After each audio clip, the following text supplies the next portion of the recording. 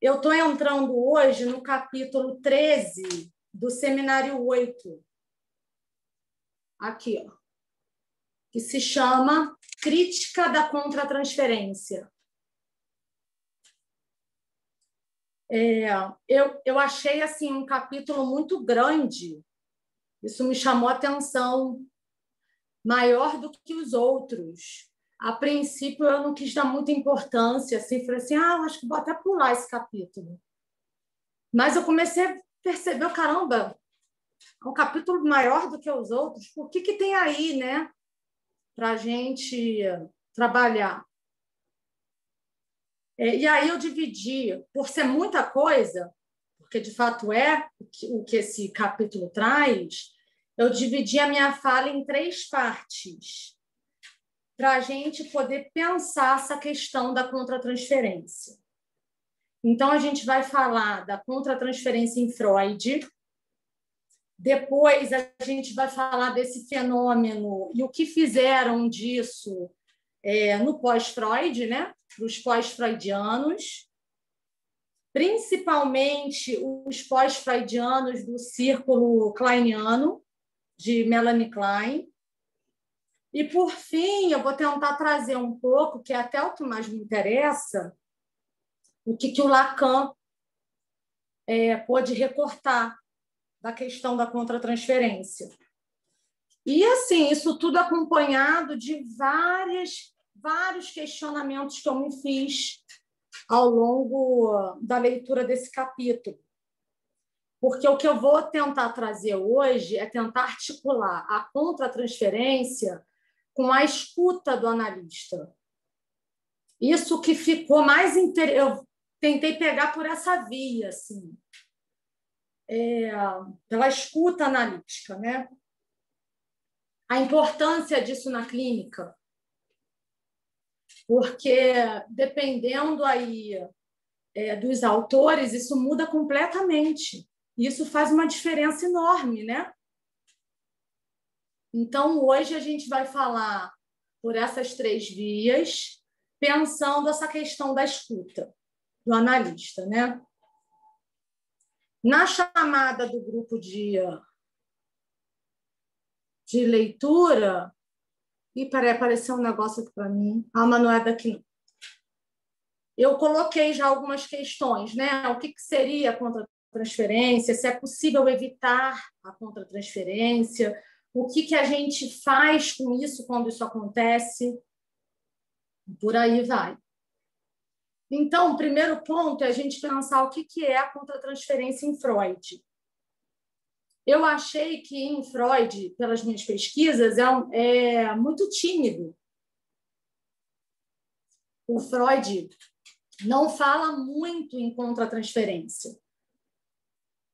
Mas ele diz que a contratransferência acontece porque partes não analisadas do analista comparecem e se apresentam na análise dos seus pacientes. Para Freud, isso é um obstáculo. Um obstáculo, e ele vai usar essa palavra, um obstáculo a ser sobrepujado. E aí, eu acho que é daí que surge a ideia da análise dos analistas como alguma coisa que pudesse tirar aí das sombras esses pontos cegos, esses pontos surdos. E fiquei pensando também que talvez seja daí a ideia de que, de tempos em tempos, seria necessário aí, retomar a análise, né? Porque o Freud ele recomenda isso num determinado momento da teoria dele. Então, gente, já daí é um primeiro vislumbre da importância da análise dos analistas. Tem uma importância grande, né? O Freud ele não fala muito claramente, tem com essa sensação sobre essa noção, fica até um pouco assim contraditória, sabe? Por um lado, ele fala que a contratransferência é algo inevitável, um obstáculo que ele deve ser resolvido, E, por outro lado, ele coloca que é um problema permanente. E aí eu fiquei assim, caramba, nem o Freud sabia bem sobre esse lugar, né, contratransferencial. E aí eu acho que isso tem a ver porque ele estava ali às voltas com a invenção da psicanálise, né? Ficou parecendo para mim, nas coisas que eu li do Freud, como se ele não tivesse bem resolvido com a questão da análise dos analistas.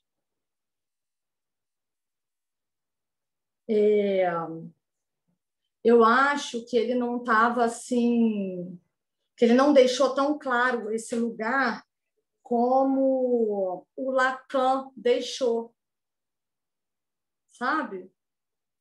Apesar do Lacan também não dizer assim, né? Tantas coisas, assim, não diz tudo. Mas é o que ficou para mim. O Lacan ele não deixa barato também, não. Mas parece que ele deu um contorno melhor, né, ao lugar do analista.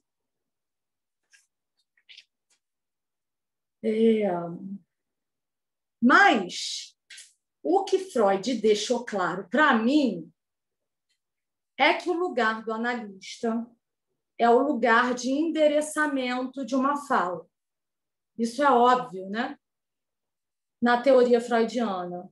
Então, se de um lado a regra fundamental é a associação livre, isso está para o lado do paciente, para o lado do analista, o que a gente tem é a atenção flutuante. Vai ser essa escuta flutuante, porque eu fiquei pensando que é a mesma coisa. Atenção e escuta flutuante, da mesma ordem, assim. Vai ser isso que vai permitir, né, as marcações, os grifos, as interpretações numa análise. E aí, eu acho que, inclusive, é a escuta flutuante que vai autorizar o analista a ser sensível aos pontos ásperos do discurso do sujeito. Vocês lembram que da última vez a gente falou do significante como um áspero ponto? Então, me parece que é uma sensibilidade ali de escuta. Pensei isso à primeira vista. Uma escuta sensível. Aí eu cheguei a pensar assim, uma escuta sensibilizada. E claro que sempre assim de uma aposta, né? A gente não sabe bem se o paciente ele vai dar ouvidos àquilo ali. Pode ser que sim, pode ser que não, né? Então, essa escuta ela seria uma escuta que não dá muita bola assim, para a historinha, né, que o paciente está levando.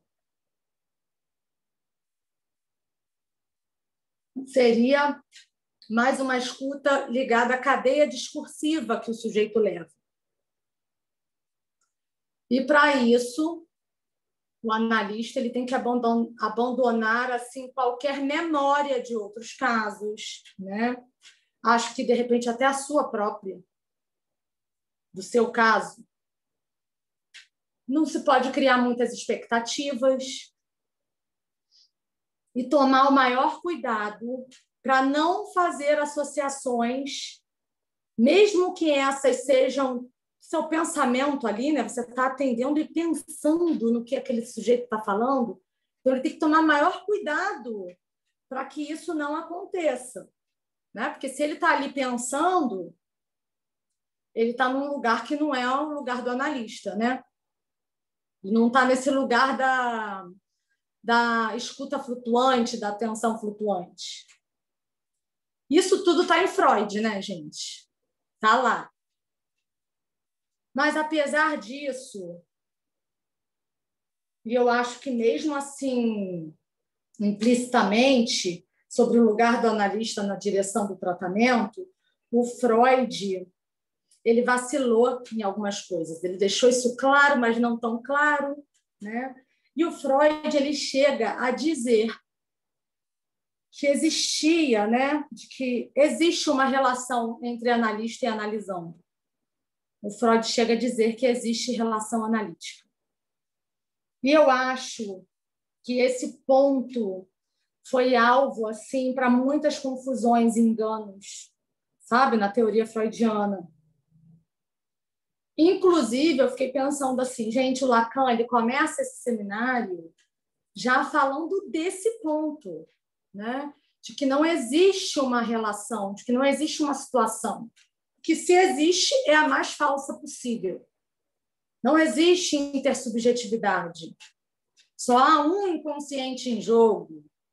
Então, eu acho que o Lacan ele começa o seminário da transferência por essa confusão que os pós-freudianos fizeram, né? Então, vamos lá. O segundo ponto que eu queria trazer, isso é o Freud, né? Foi o que eu pude recortar e trazer aqui do que é a contra-transferência para o Freud. E o segundo ponto seria o que é contra-transferência pós-Freud, né? Os pós-freudianos. Eu ia falar prós.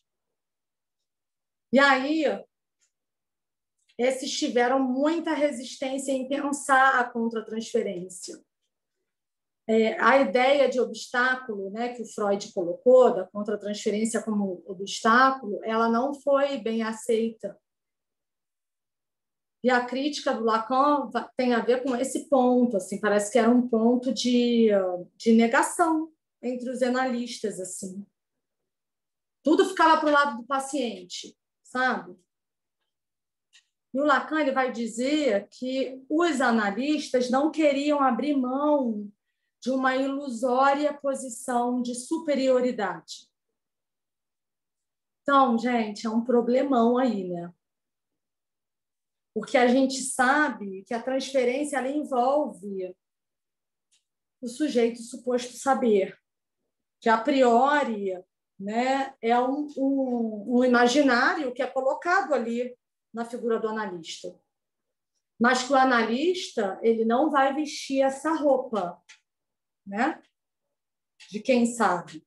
Ele vai, de alguma maneira, endereçar o saber ao inconsciente. Então, esse é um primeiro ponto que envolve aí os pós-freudianos, uma resistência grande em se colocar no lugar devido, digamos assim. Um segundo ponto é que, junto a isso, surgem alguns trabalhos no círculo kleiniano e que vão dizer que a contra-transferência é um instrumento de trabalho, é um aliado para a escuta do analista. E aí, gente, o que seria a contra-transferência servir como aliada? Né? Seria uma escuta por meio assim dos sentimentos do analista. O analista aqui ele não seria a escuta não seria sensível, seria ligada aos sentimentos. Seria assim uma experiência emocional do lado do analista, sabe? Que a partir do que ele sentisse, da angústia ou de algo assim, que ele pudesse ajudar ali o paciente no tratamento. Seriam compreender o que o paciente estava dizendo. Aquela coisa, eu entendi o que você disse, te entendo completamente. Seria dessa ordem, né?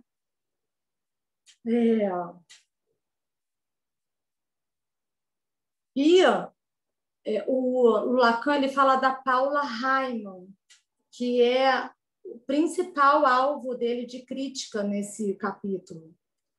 Porque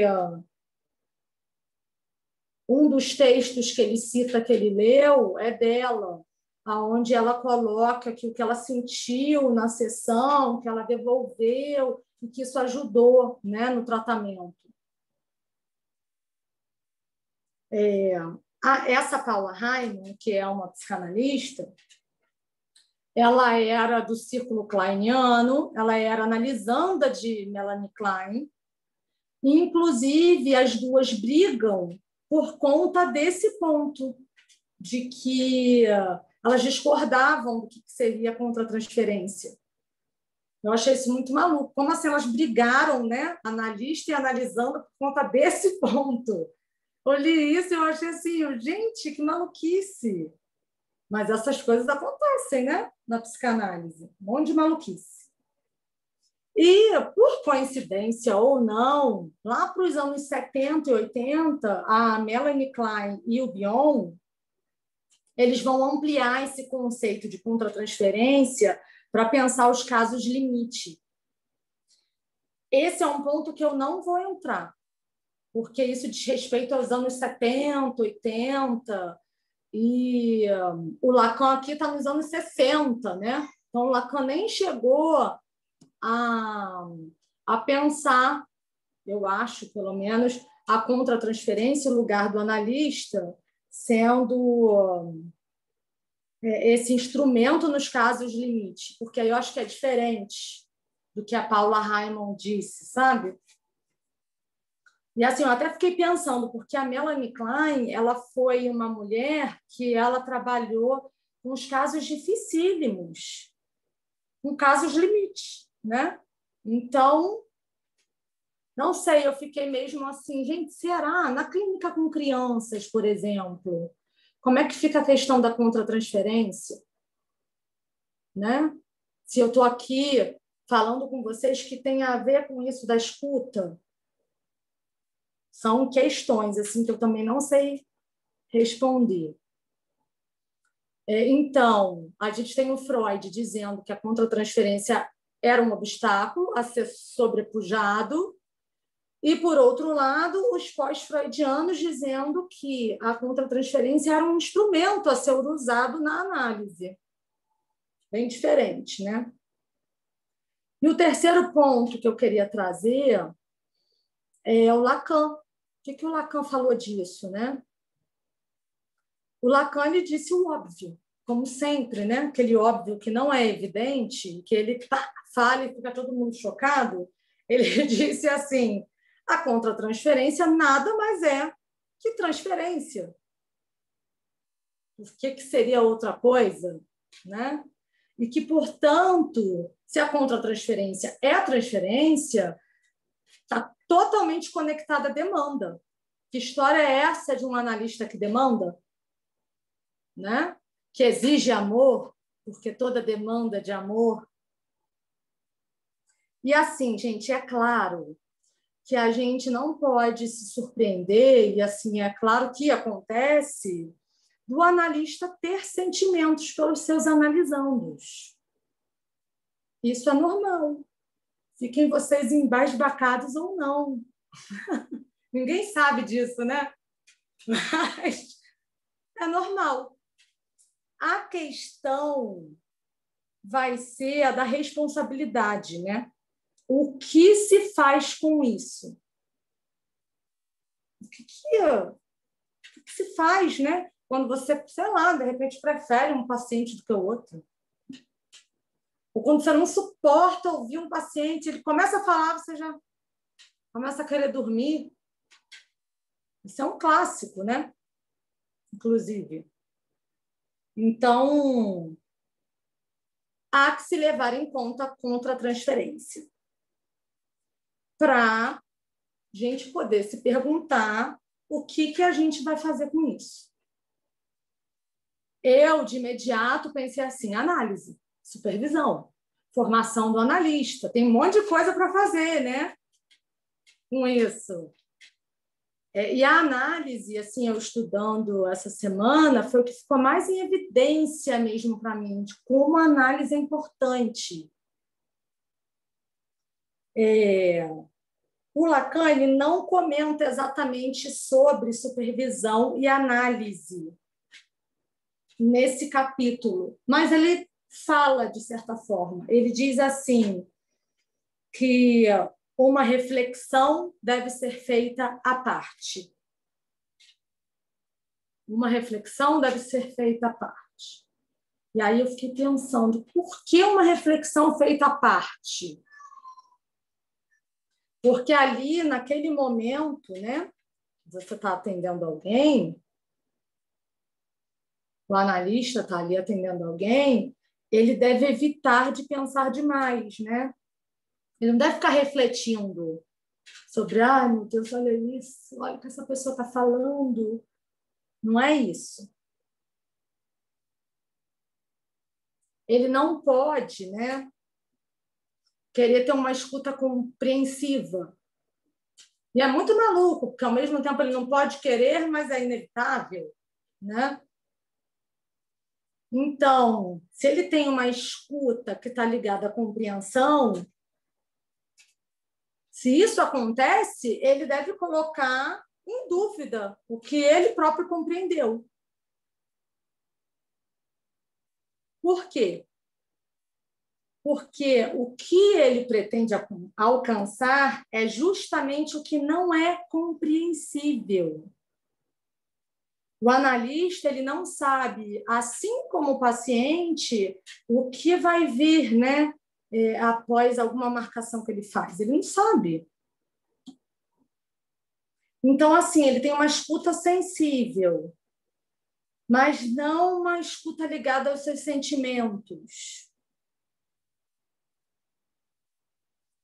Se ele compreende, é como se ele estivesse se colocando no lugar de que ele sabe alguma coisa, né? Afinal, ele compreendeu. Então, uma conclusão minha, e até óbvia, a partir dessas coisas que eu estou trazendo, é que o analista ele não vai ser a contratransferência, e o analista ele não vai ser um instrumento. O analista ele vai ser um suporte para que o sujeito possa se escutar. É engraçado, gente, que eu botei aqui nas minhas anotações assim.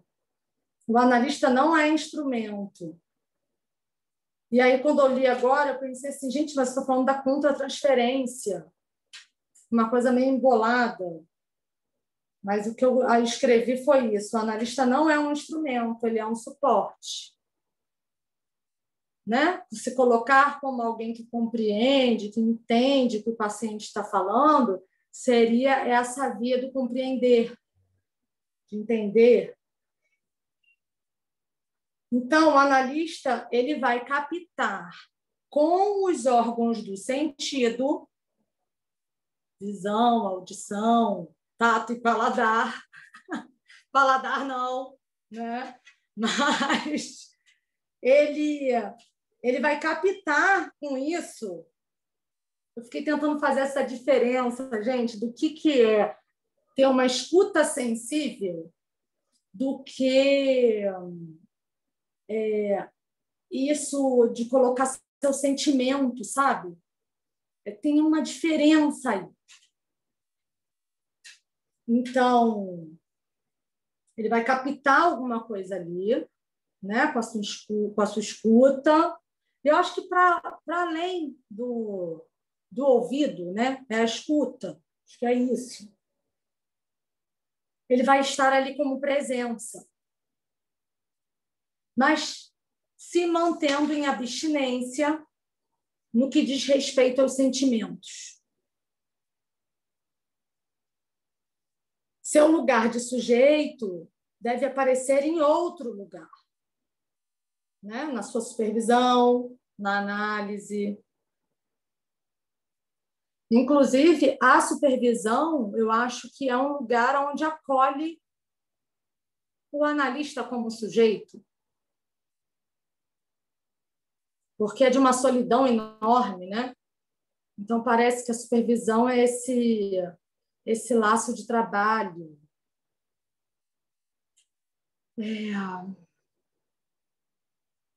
Porque se a contratransferência é a transferência, se ele transfere, ele está como sujeito, não como analista.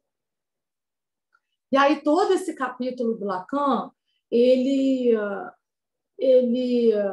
usa assim, muitas vezes, inúmeras vezes, esse significante compreensão. E aí eu fui pesquisar sobre compreensão, o que é compreender, sabe? Fiquei pensando sobre esse significante exatamente. Então, compreender está ligado ao narcisismo. É entender, é ter domínio, coerência, capacidade, conhecimento, compreender, é tentar atender a demanda, é se reconhecer, é fazer uma demanda. E a recomendação lacaniana é como a do Freud, que a escuta ela seja flutuante, onde a compreensão vai ficar de fora. Isso é muito importante, né? Porque é até óbvio falando, mas quantas vezes, né, na clínica a gente não compreende, isso acontece. Seria mentira dizer que não, né?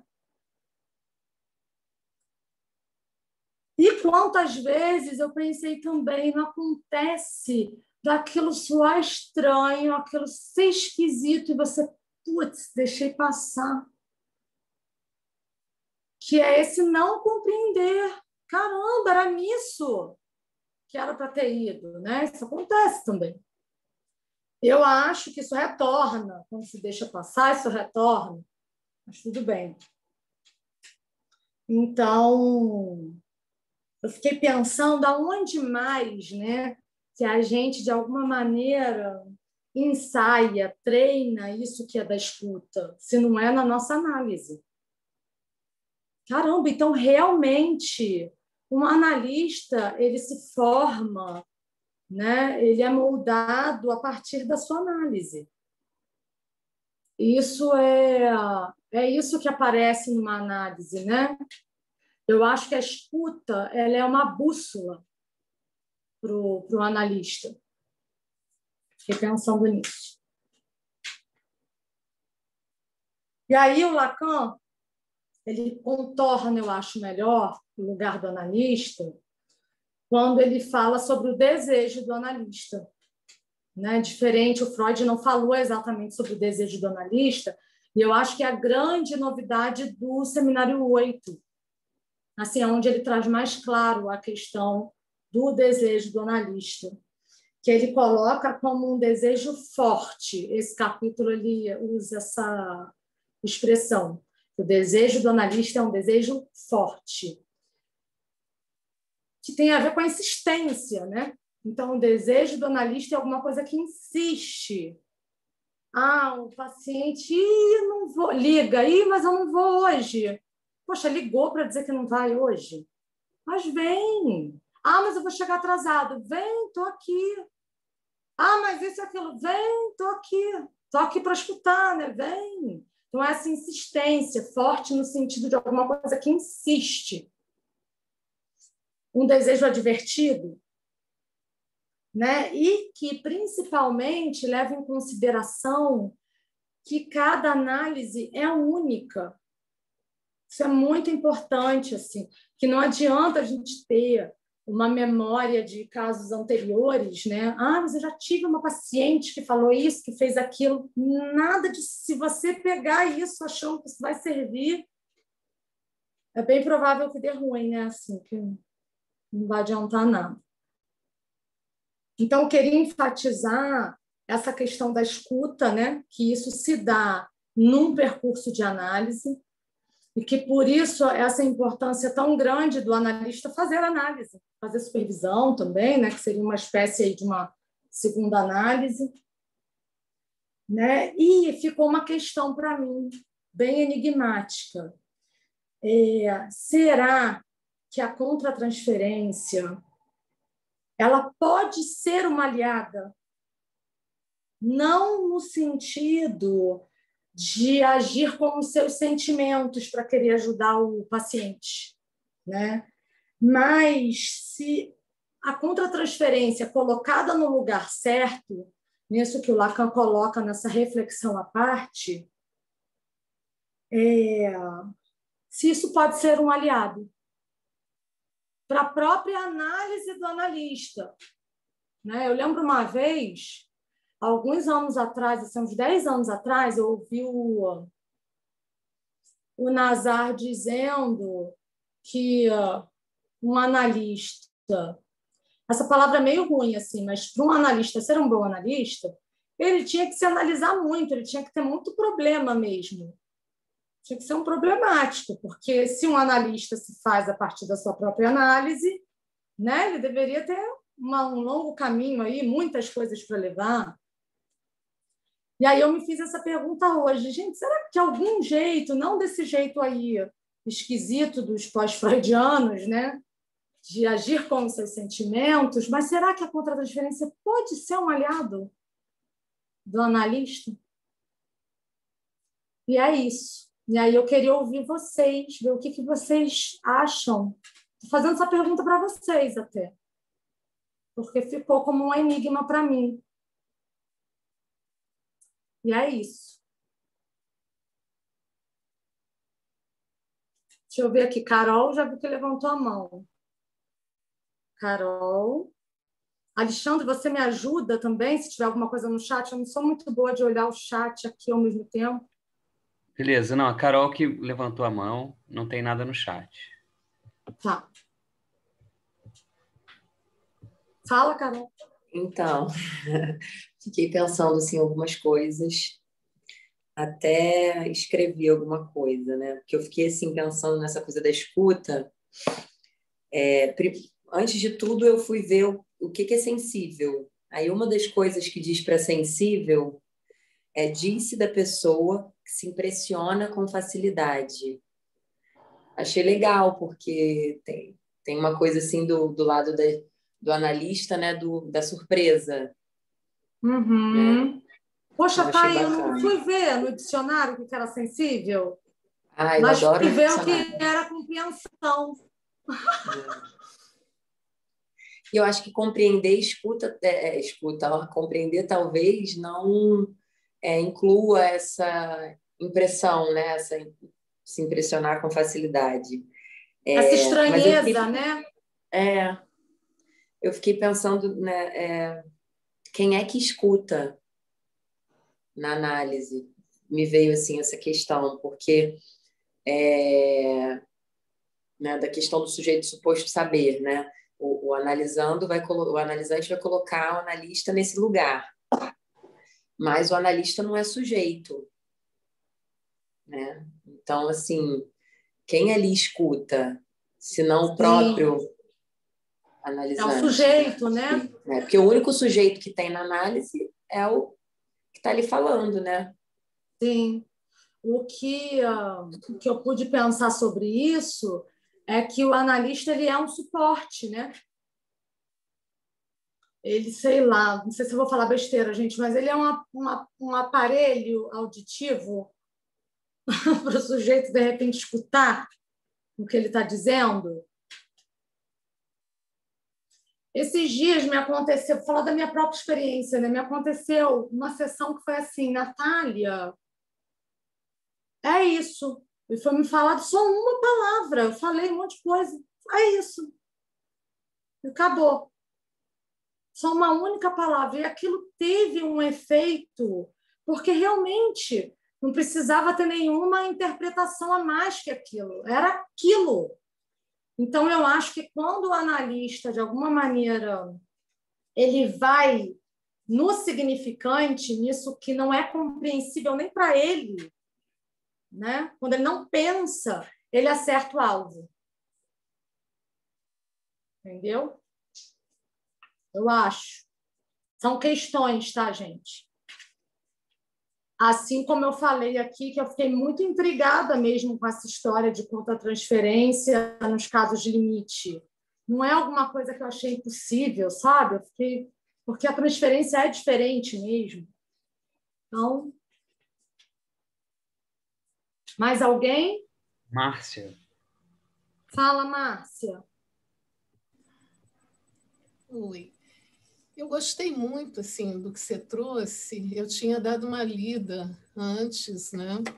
E é interessante porque nesse momento ele não está falando do objeto A, né? Não explicitamente. Aham. Fala de voz e olhar logo no comecinho, quando ele vai falando das, né, respostas cegas, né?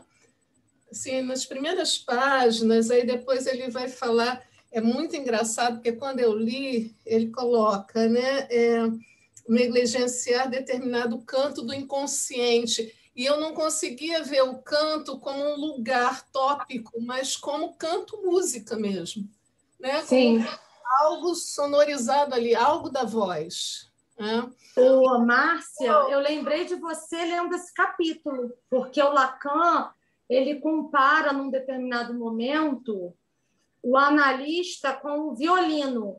Com a caixa, é né? Alguma coisa, algum som que entra e ele é as cordas.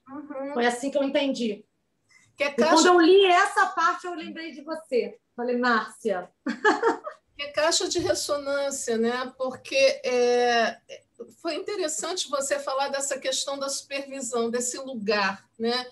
Eu me lembro que, assim, nas primeiras supervisões que eu tive, eu escutei, assim, da supervisora, né? Você está escutando demais.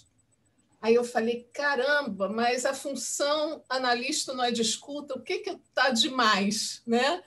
E é exatamente essa medida de escuta, que na verdade não é uma medida, né? Mas o deixar se surpreender, que é de uma arte mesmo, é da ordem de uma arte. Uhum.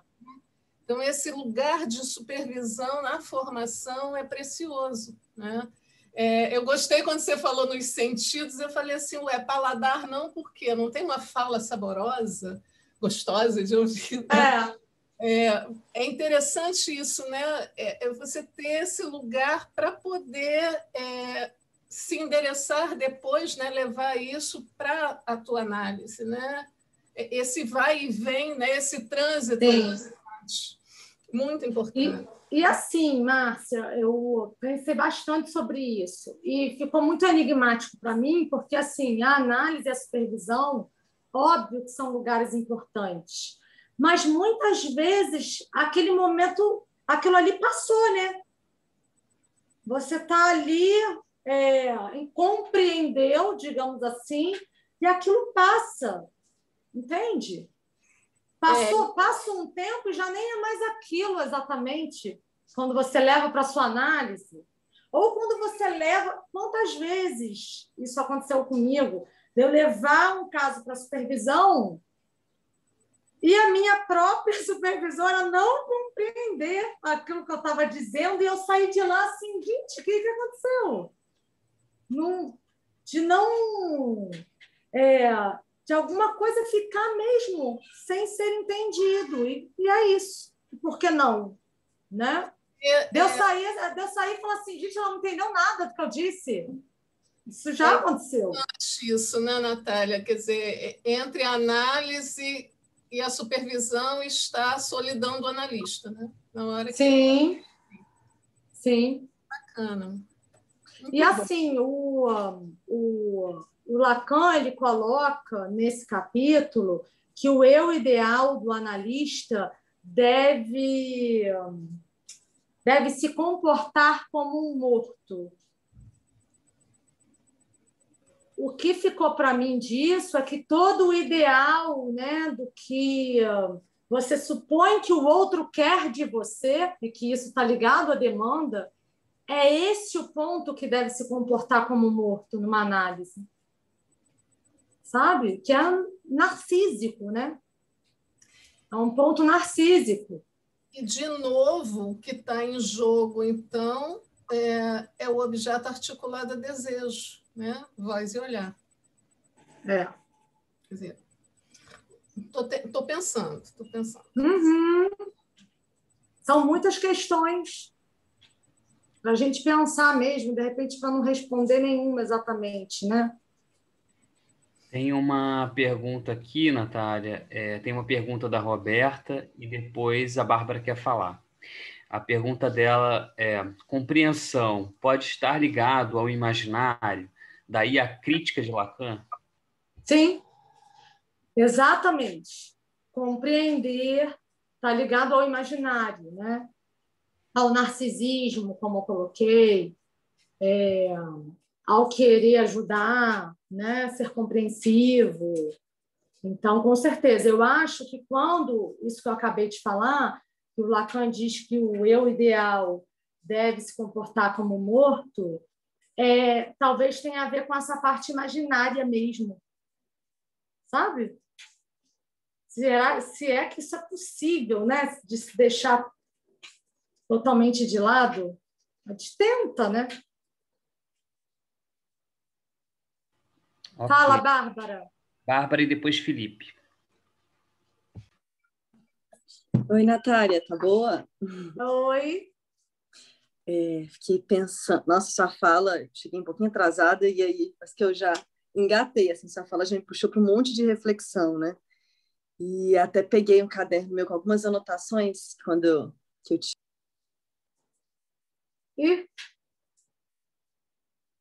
Aqui. Ficou mudo o seu microfone, Bárbara. Acho que deu Voltou? alguma... Ah, voltou. Até peguei um caderno aqui que tinha algumas anotações de quando eu li esse seminário inteiro. Mas, assim, eu fiquei pensando em algumas coisas que eu queria, acho que, conversar aqui com você e com vocês, né? Acho que, assim, uma das coisas que mais me marcou nesse seminário, que eu acho que é uma coisa, assim, vou dizer assim, até visceral na experiência de análise, né? Que é quando mais para frente, né, o Lacan começa a falar da transferência, começa a comunicação dos inconscientes. Isso me marcou muito, né? E aí você e a Márcia trazendo essa questão de quando às vezes algumas coisas ficam obstruídas e a gente vai da solidão, né? A gente vai procura alguém para procura uma supervisão e a coisa começa a caminhar. Eu fiquei pensando muito de como a gente às vezes tem uma certa pretensão, digamos assim, de trabalhar sozinho, né? E me parece que a experiência de análise, né, ela revela muito esse inconsciente como algo que... Eu sempre lembro da banda de Moebius mesmo, né? O inconsciente como algo que surge ali na relação, né? Não é meu nem seu. E acho que quando ele vai trazendo... Oi? Quando ele vai trazendo isso mais para frente, né? Nossa, isso foi me abrindo muitas coisas assim na leitura desse seminário, porque acho que tira, como é que eu vou dizer, dilui também um excesso de responsabilização, inclusive do analista, né? Que é um tanto imaginário também, né? Falando até sobre essa questão da compreensão, né? Até essa ideia de compreensão, agora você respondendo a pergunta da colega, né? Me veio até que parece que compreender, né? Quando eu falo assim, agora eu entendi, né? É quase que acabou, deu um ponto final, né? Fecha, né? Tem um fechamento. Por isso que é imaginário, né? Pronto, cheguei aqui, né? Vamos para outro tópico, né? Sim. E quando a gente desconfia, né? Não vou compreender, a coisa continua, né? A coisa continua, né? Que é esse movimento, né? E aí me faz até pensar no próprio caminho que o Lacan faz mesmo nesse seminário, que é do amor ao desejo, né? O amor como aquilo que bora encaixar, bora fechar, né? Bora resolver a questão, né? Que é da ordem da compreensão, e o desejo que ele fala, né? Que, é só movimentando, nunca tem fim, né? Fica lá, movimentando, acaba, não Isso acaba, mesmo. né? Cansa até. Desejar, Bárbara esgota. tá falando igual carioca, hein? Como é que é? Igual carioca? Igual carioca, eu achei. É a convivência com a gente aqui do Rio, hein? Só se for com vocês mesmo aqui da escola. Não está tendo, por enquanto. Enfim, olha, mas eu acho que é isso mesmo. É isso mesmo. A compreensão parece que fecha. Entendi. Entendi o que você disse. Né? Fala, Felipe. Bom te ver aqui, hein? Tá desligado. Eu liguei. Tudo bom?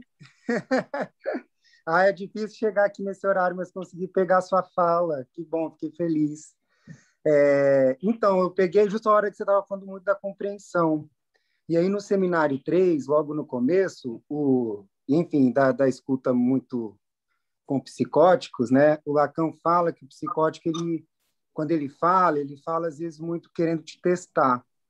E é justamente quando você fala que compreende que você caiu na armadilha, que se você compreende o delírio, dependendo se for um delírio, por exemplo, persecutório, você compreende a perseguição, né? Então acabou ali qualquer possibilidade assim, né, de colocar uma dialética, né? Assim, de fato, você não pode cair nessa da compreensão, né?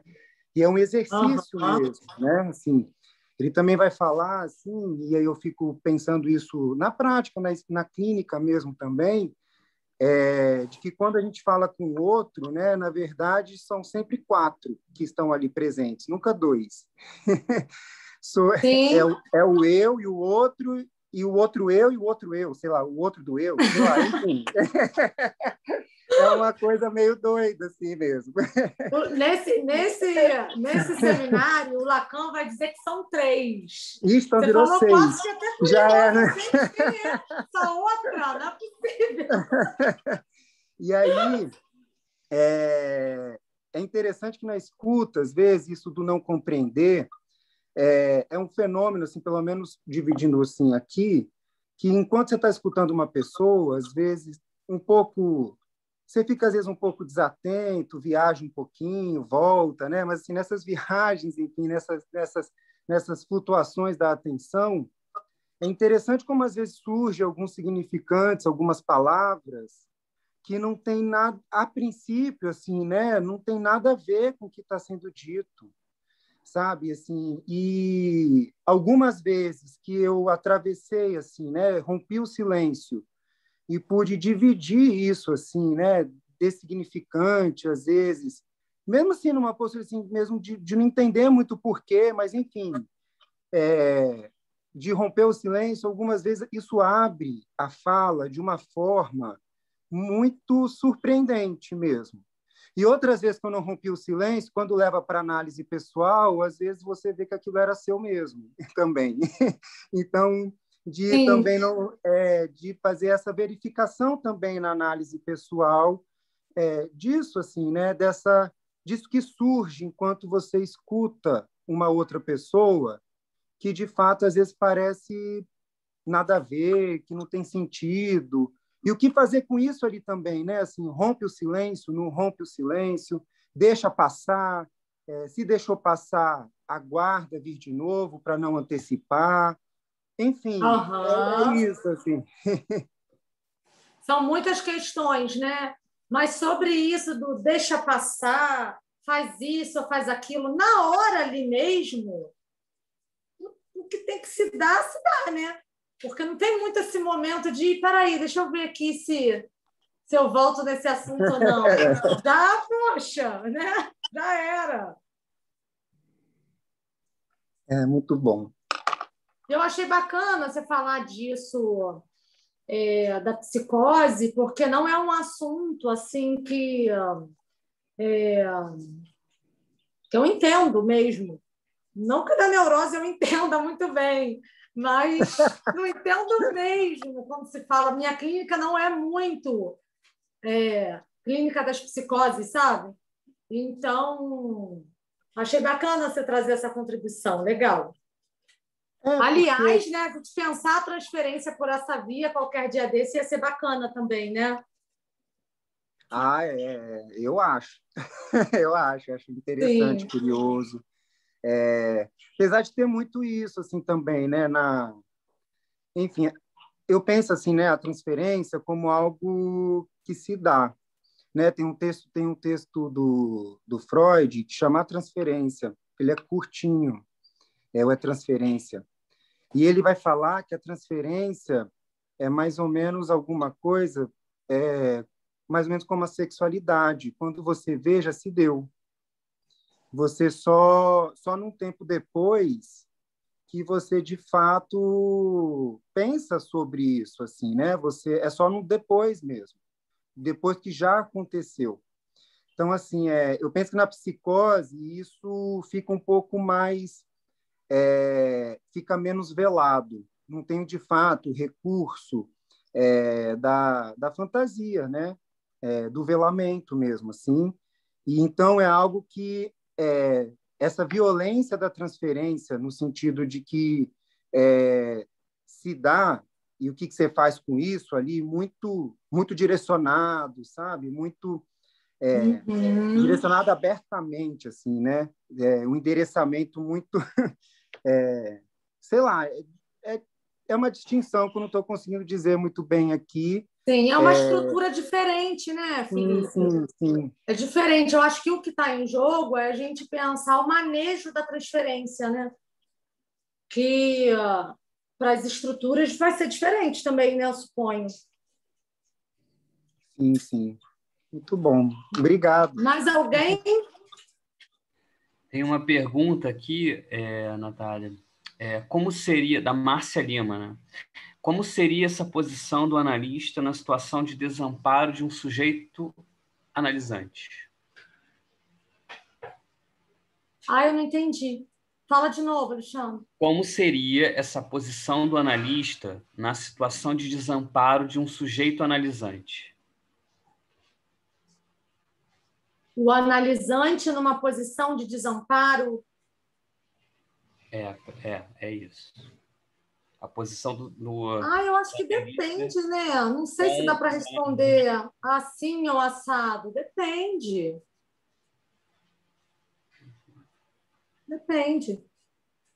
Tá. Tereza ia falar alguma coisa. Fala, Tereza. Eu fiquei curiosíssima com essa pergunta, não quero passar à frente de ninguém, não. O que ela quer dizer com desamparo? Porque desamparo é um conceito constitutivo do sujeito muito importante, muito precioso para a psicanálise. E eu gostaria de ouvir o que a colega quer dizer com desamparo. Fala, Márcia.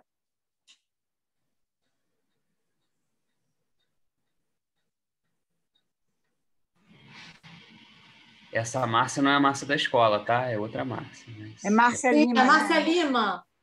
Ela está com o microfone dela fechado. Quer falar, Márcia? Posso abrir? Quero que ela fale. Fechou de novo, fechou. Abriu.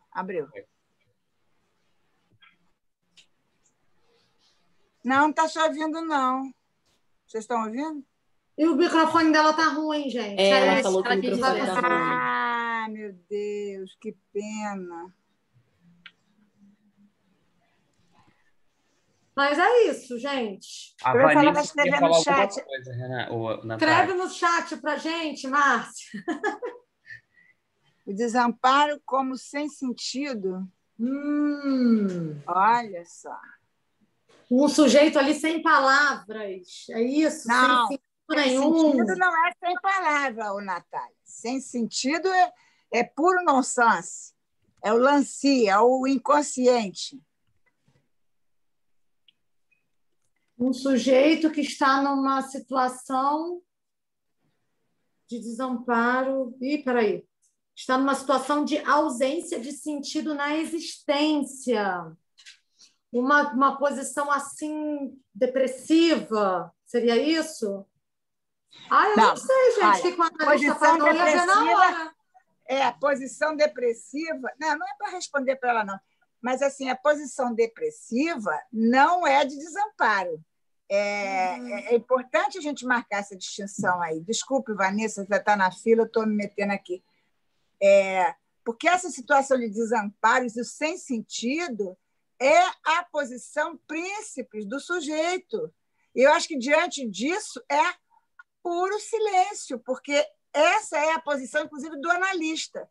E se o analisante está nessa posição, ele está, nesse momento, ocupando a posição daquele que é analista. Não no sentido profissional da prática. Analista é aquele que escuta, né, que dá contorno, de alguma maneira, a esse desamparo.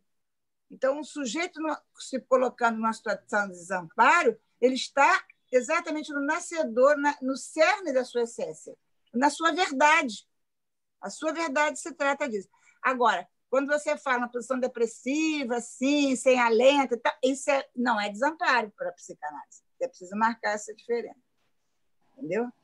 Eu até anotei essa pergunta para ver o que E aí, eu como a consigo Natália fazer com disse, isso depois. aí depende da estrutura, aí depende da posição transferencial desse paciente, aí depende de uma série de coisas, né? Não há como muito responder. Sim. Obrigada, Fala, desculpa. Vanessa, até para a gente encerrar depois da Vanessa. Fala. Rapidinho.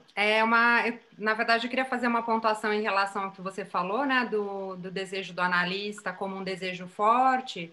E uma forma que eu gosto de pensar nisso também é como um desejo tão forte que ele é fora de série, fora da série das repetições próprias do sujeito do analista, né?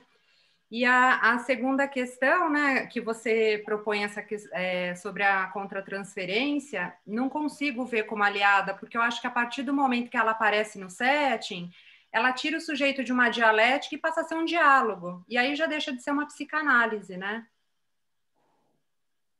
Adorei. Aí eu queria falar alguma coisa sobre isso. Aliás, eu já tinha pensado em falar antes. Fala, gente, foi a questão que eu botei aqui no final para vocês responderem para mim, pô. Eu tenho a impressão, não vou responder nada, Natália, calma, sossega, Natália.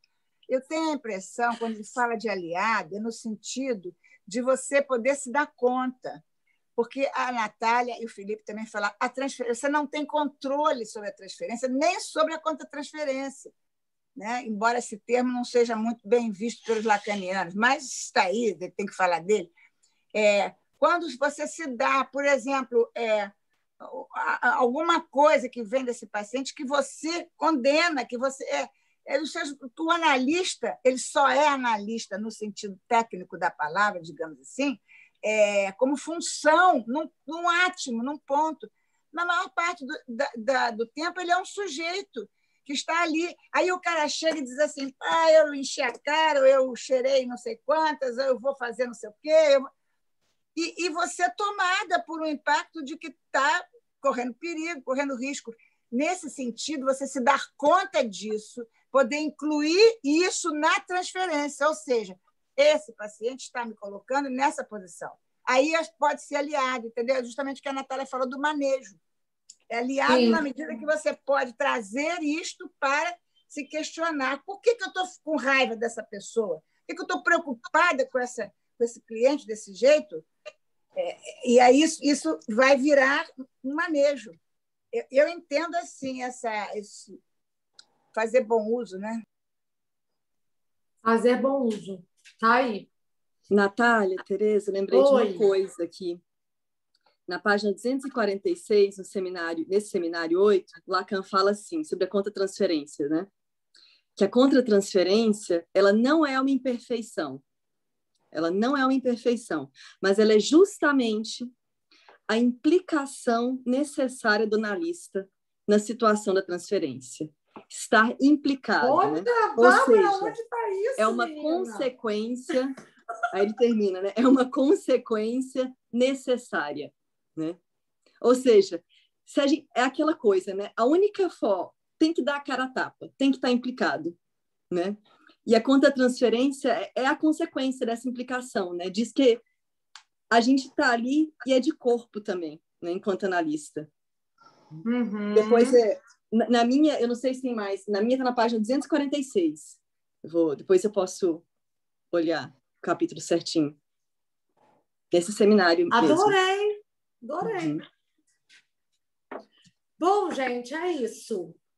Nos vemos daqui a um tempinho. Não sei se vai ser agora, já no início do mês, ou se vai demorar mais um tempinho, tá? Mas fiquem de olho aí na programação da escola. E é isso. Próximo encontro, eu vou falar sobre pulsão e o psicanalista. Vou articular alguma coisa disso para a gente pensar demanda anal, oral, por aí vai, tá? Um beijo no coração. Tchau. Obrigada, gente.